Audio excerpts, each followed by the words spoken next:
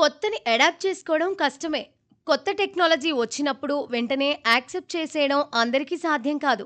ఎందుకంటే కొత్తల్లో ఎన్నో సమస్యలు వస్తాయి. ఒక్కోసారి ప్రమాదాలు కూడా జరుగుతాయి. ఈ మధ్య చాట్‌బాట్ వల్ల మనిషి చనిపోయాడని విన్నాం. ప్రతి టెక్నాలజీ విషయంలోనూ ప్రారంభంలో ఇలా ప్రమాదాలు కలిగే తీరుతాయి. కానీ అంత మాత్రాన టెక్నాలజీని కొట్టిపడేయలేం.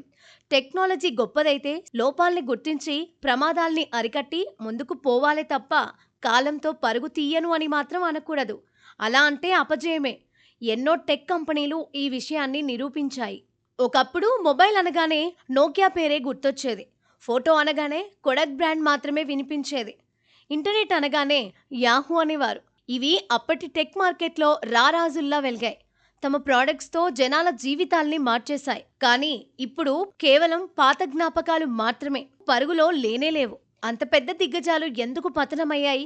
జవాబు చాలా సింపుల్. కాలంతో పాటు మారలేకపోవడం. కొత్త టెక్నాలజీని అందిపుచ్చుకోకపోవడం.